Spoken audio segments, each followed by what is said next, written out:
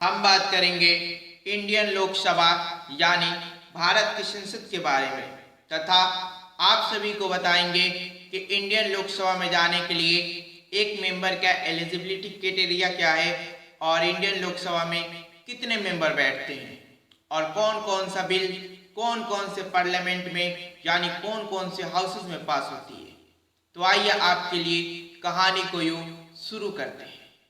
कहानी शुरू होता है 26 नवंबर 1949 को, जिस दिन भारत का संविधान पास होकर भारत के उस समय के लोकसभा में पेश हुआ। उस समय हिंदुस्तान के लोकसभा में 299 मेंबर थे, जिसमें से 284 मेंबर ने उस कॉन्स्टिट्यूशन यानी उस संविधान पे सिग्नेचर किया।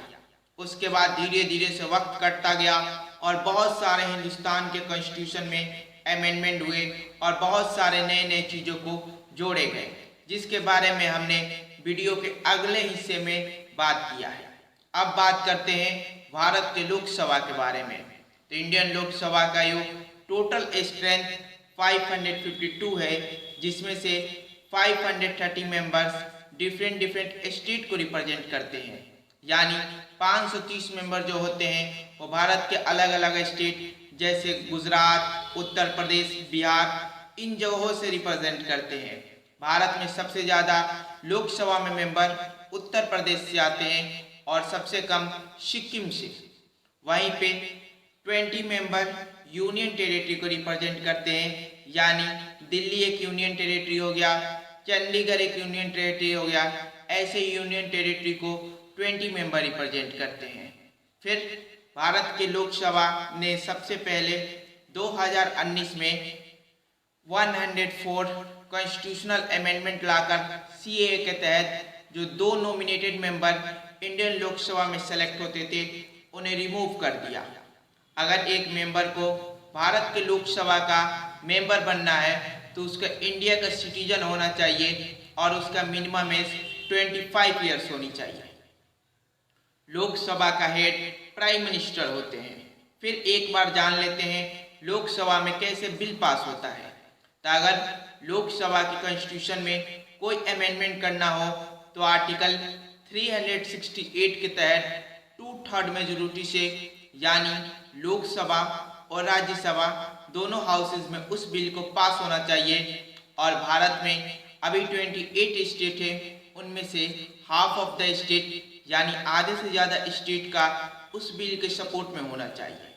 फिर वो बिल को यूँ अमेंड किया जा सकता है भारत के कॉन्स्टिट्यूशन में कुछ भी। और ऐसे अगर कोई नॉर्मल बिल को पास करना है तो इंडिया के पार्लियामेंट में टोटल स्ट्रेंथ 543 है, जो कि अभी प्रेजेंट टाइम में है। उसमें से 272 मेंबर से ज़्यादा मेंबर होने चाहिए। वहीं पे उस बिल को यूँ राज्यसभा में भी पास होनी चाहिए। उसके बाद मौनी बिल एक ऐसा बिल होता है जो हर एक साल में लोकसभा में ही सिर्फ पेश किया जाता है। राज्यसभा उस पे 14 दिन के अंदर अपना रिकमेंडेशन यानी अपना सुझाव दे सकता है।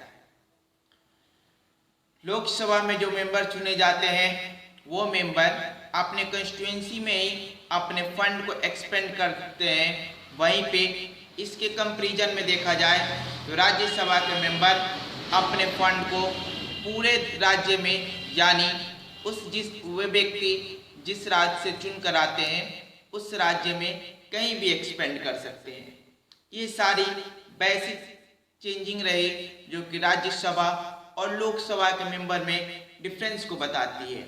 वहीं पे लोकसभा के कड़ी में और धीरे से आगे बढ़े तो एक लोकसभा मेंबर जब रिटायर होते हैं तो उन्हें पेंशन और बहुत सारे सरकार की तरफ से भत्ते दिए जाते हैं। और पप्पू यादव एक ऐसे लोकसभा मेंबर हैं जो कि 4 बार निर्दलीय लोकसभा में चुनकर आए हैं, जो कि एक इतिहास का रिकॉर्ड है।